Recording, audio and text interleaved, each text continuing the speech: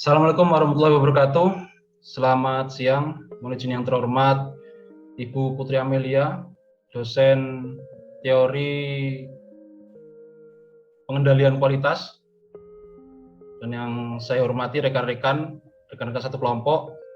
Mohon izin, kami izin melaksanakan paparan tugas UAS teori pengendalian kualitas, 7 Tools of Quality.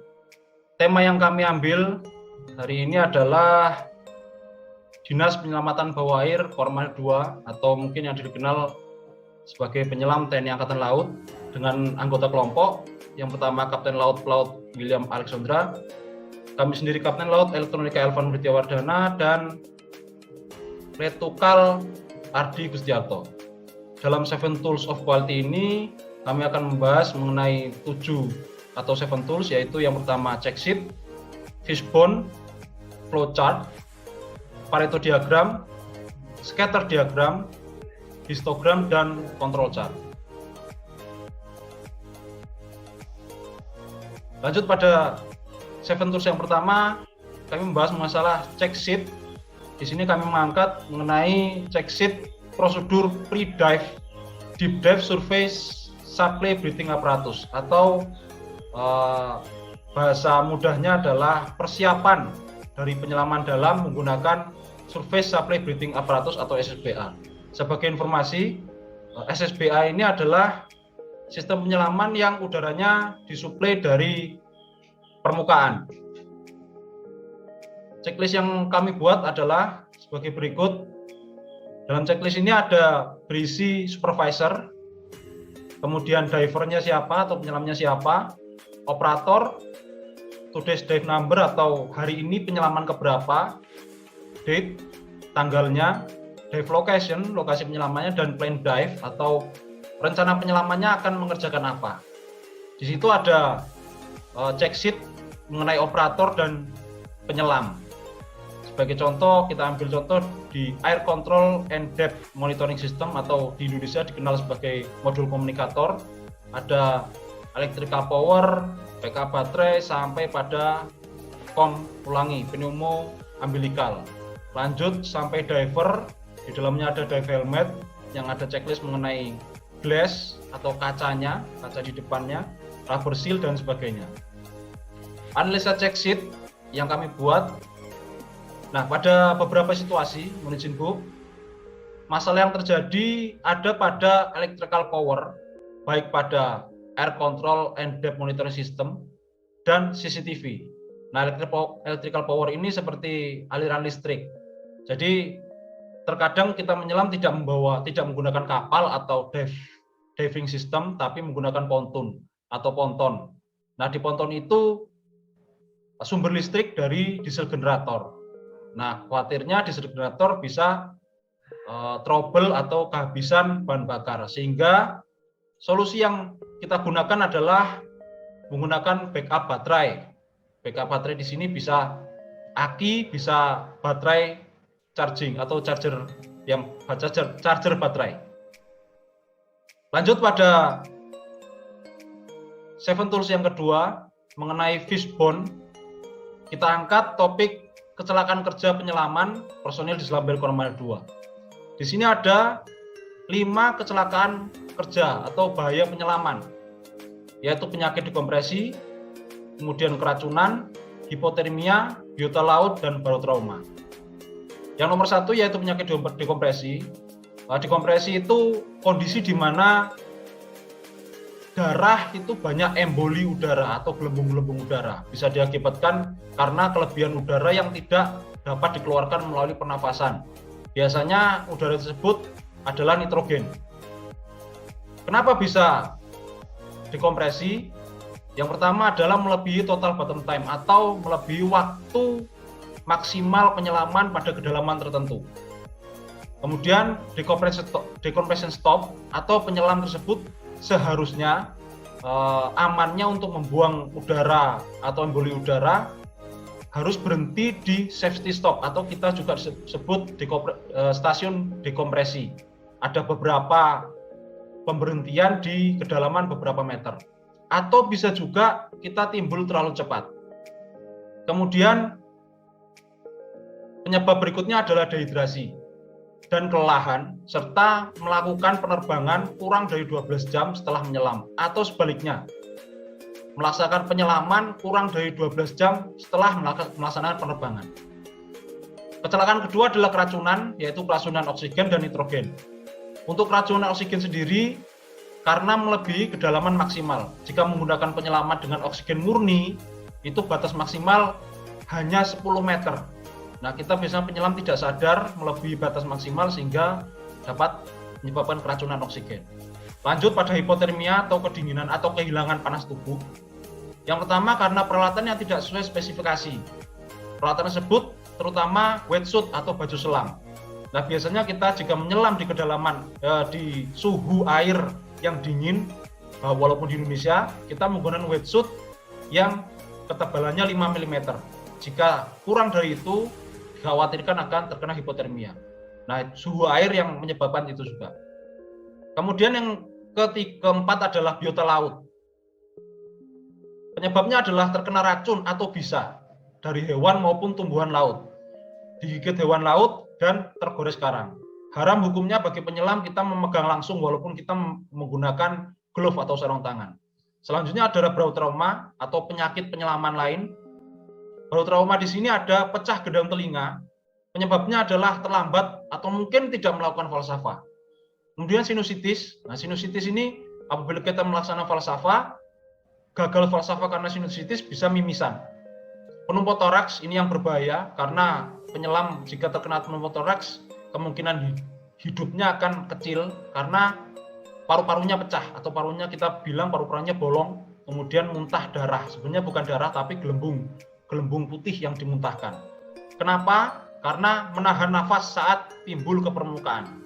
Selanjutnya gigi berlubang.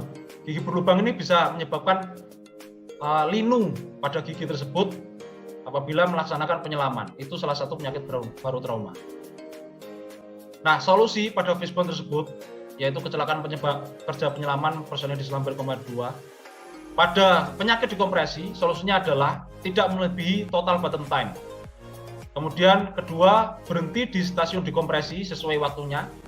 Ketiga, tidak langsung melakukan penerbangan, atau yang keempat, tidak langsung melakukan penyelaman setelah penerbangan kurang dari 12 jam. Amannya adalah 24 jam. Kemudian lanjut ke kecelakaan kedua yaitu barotrauma. Yang pertama adalah solusinya muncul ke permukaan dengan perlahan. Kemudian yang kedua, laksanakan falsafah atau ekualisasi sebelum telinga sakit. Selanjutnya diusahakan untuk menambal gigi. Lanjut keempat adalah tidak menahan nafas saat muncul ke permukaan. Kecelakaan ketiga yaitu karena biota laut. Nah, ini hindari menyentuh biota laut secara langsung walaupun menggunakan glove atau sarung tangan. Selanjutnya pada kecelakaan keempat, hipotermia, gunakan baju selam atau wetsuit sesuai spesifikasi atau tempat penyelaman suhu air tersebut. Lanjut pada flowchart. Flowchart sini temanya kita ambil mengenai seleksi penyelam untuk melaksanakan operasi selam dalam, karena tidak semua penyelam mampu tapi tidak semua penyelam dapat melaksanakan penyelaman dalam terkait mengenai kesehatan maupun keselamatan jasmani. Di sini kami buat flowchart yang pertama adalah pemilihan personel penyelam untuk operasi selam dalam. Kita melaksanakan seleksi, tidak semua personel dilaksanakan seleksi. Dalam seleksi tersebut ada 3 seleksi. Seleksi yang pertama adalah keselamatan jasmani, seperti seleksi pada umumnya TNI. Setelah keselamatan jasmani, kita melaksanakan seleksi mengenai kesehatan, kemudian lanjut ke kemampuan tempur. Kemampuan tersebut sini termasuk tes chamber, kemudian lemak tubuh dan sebagainya, dan jantung sebagainya. Nah, setelah melaksanakan seleksi ini, apabila tidak lulus atau lulus bersyarat atau lulus. Nah, apabila tidak lulus, di sini tidak lulus itu ulangi untuk lulus bersyarat, ini hanya satu, dia akan mengulangi lagi seleksi dari awal, tapi lulus bersyarat adalah jika dia tidak lulus pada keselamatan jasmani. Apabila dia tidak lulus pada kesehatan maupun kemampuan tempur, maka dia tidak lulus atau gagal dan harus diganti oleh personel lain. Jika lulus, personel tersebut akan melaksanakan latihan pratugas, kemudian pada hari H melaksanakan operasi selam dalam. Demikian mohon izin Ibu dosen untuk 3 7 tool pertama. Untuk 7 tools selanjutnya akan dibawakan atau akan dipaparkan oleh Kapten Laut Pelaut William Alexonda. Kepada Kapten William kami silakan. Terima kasih Kapten Elvan atas waktu dan kesempatan yang diberikan kepada kami. Mohon izin yang terhormat Ibu dosen, kami izin melanjutkan mengenai tools selanjutnya, yaitu mengenai diagram Pareto. Di sini kami mengambil contoh mengenai path diving system atau frekuensi kerusakannya pada tahun 2021 yang berhasil kami rekap, yaitu dimulai dari bulan Januari sampai ada Desember, ada 12 bulan. Di sini kami membagi path diving system menjadi 4, yaitu kompresor udara, pegas katup, winch diving bell, dan diesel generator. Data seperti yang tertampil di paparan, kemudian ada total jumlah frekuensi kerusakannya tiap-tiap item, kemudian kami jadikan satu sehingga terbentuklah diagram Pareto seperti di posisi kanan bawah, di mana kita dapat melihat bahwa diesel generator memiliki frekuensi kerusakan yang paling tinggi, sejumlah 19 kali. Lanjut.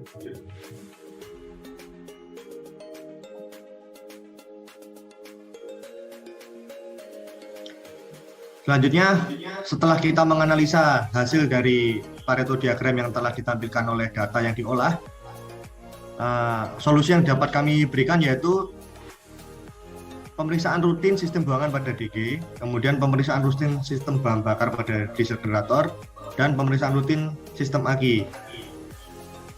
Karena dari 3 pemeriksaan ini diharapkan dapat mengurangi faktor resiko kerusakan terhadap diesel generator yang dari data Pareto ditampilkan paling tinggi kerusakannya dalam 1 tahun. Lanjut.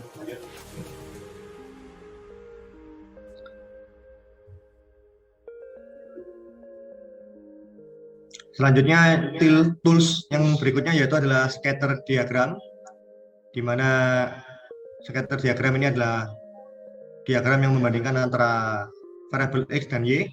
Di sini kami melakukan perbandingan usia dan jam penyelaman pada 30 sampel personil dari DIS Lambert Armada 2. Seperti yang dapat dilihat pada tabel data, X itu adalah usia, kemudian variabel Y-nya adalah jam selam. Di mana seperti data tertampil, kemudian kami olah datanya melalui Excel dan dapat dilihat sendiri pada scatter diagram bahwa kita melihat perbandingan usia dan jam penyelaman cenderung positif. Lanjut.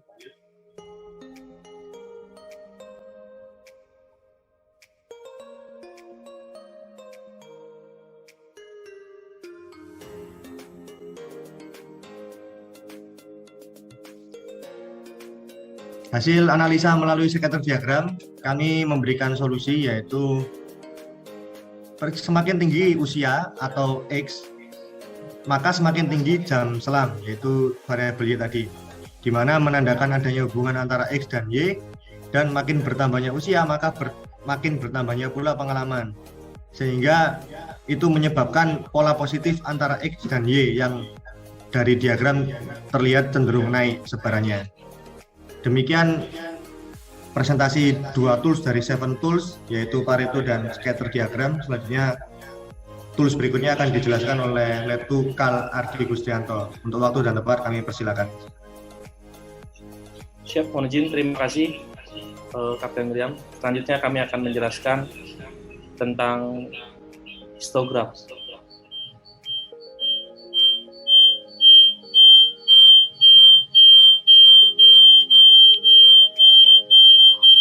Mohon izin, pada tool histogram ini kami mengambil data nilai kesemaptaan dari Satker DIS Lambert.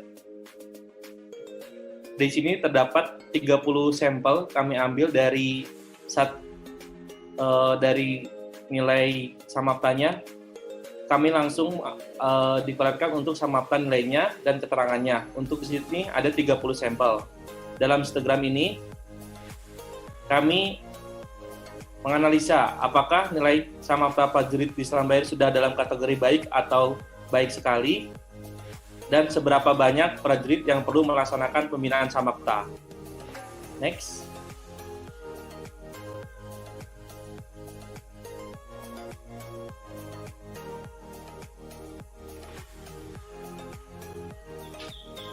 Setelah diolah melalui Microsoft Excel dan histogram, diketahui di sini ada beberapa nilai, ada 4 histogram, yaitu nilai dari 42 sampai dengan 53 ada 7 orang, 53 sampai 64 16 orang, 64 sampai 75 4 orang, 75 dan 86 ada 3 orang. Terlihat dalam hasil data nilai samapta tahun 2020 Satker Des Selambayar Kormada 2 masih banyak, terdapat 7 prajurit Satker Des Selambayar yang mendapat nilai samapta di bawah 60, artinya bernilai samapta kurang. Sehingga untuk solusinya adalah menambah jadwal olahraga untuk meningkatkan samapta, menambah intensitas olahraga, dan memberikan nutrisi dan protein yang cukup bagi tubuh sehingga menunjang badan atau tubuh kita untuk melaksanakan olahraga yang lebih giat lagi agar hasilnya menjadi bernilai baik atau baik sekali. Next.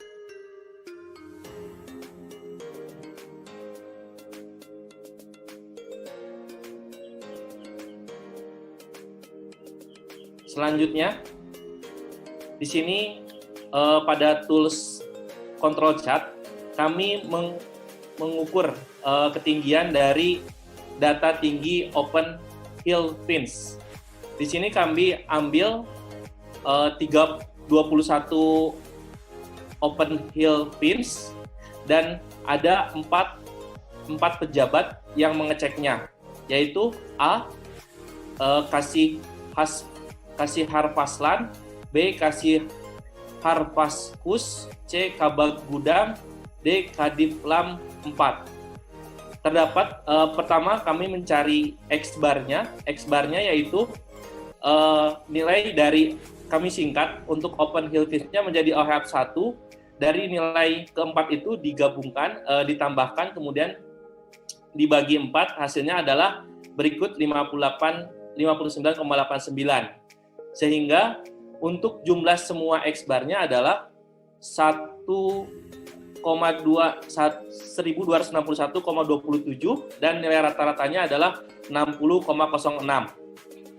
Dan untuk R-bar-nya di sini adalah selisih nilai maksimum dan nilai minimum pada yang mengukur panjang dari open hill pins itu, sehingga dapat dilihat untuk R yang OHAP pertama adalah hasil dari pengurangan 60,81 dikurangi 59,02 sehingga hasilnya adalah 1,79. Sampai sampel 21 jumlahnya adalah jumlah R-bar-nya 35,39 dan rata-ratanya 1,69. Sehingga di sini bisa diketahui untuk nilai UCL, CL, dan LCL-nya sebagai berikut.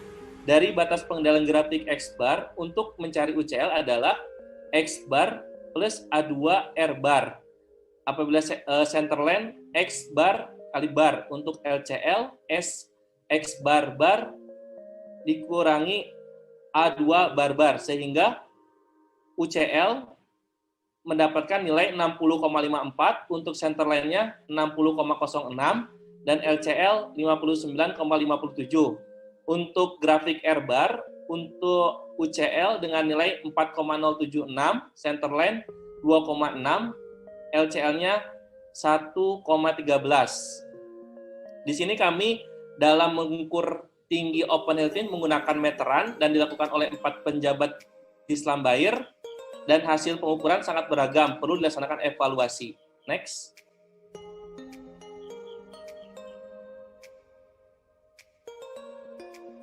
Di sini dari data yang sudah kami olah melalui Excel, terdapat ada nilai untuk grafik X-bar-nya ada dua, yaitu 60,77 dan 59,13 yang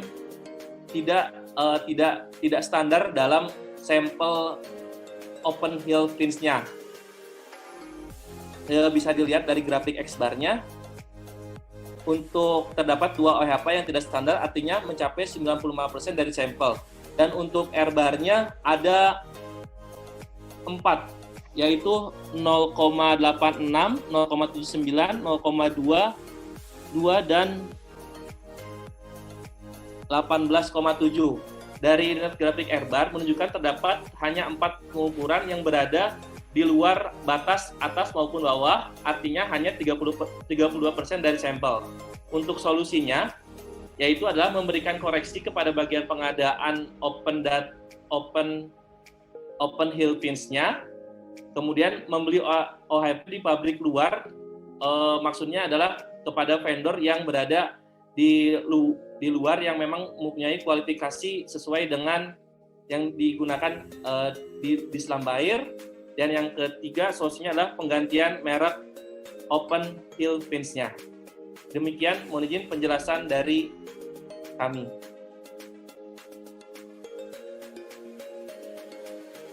Demikian mungkin paparan dari kelompok kami mengenai segmen quality dengan tema dinas penyelamatan berwajib Kuala 2. Terima kasih atas perhatiannya. Assalamualaikum warahmatullahi wabarakatuh. Dharma Vidya Adiguna.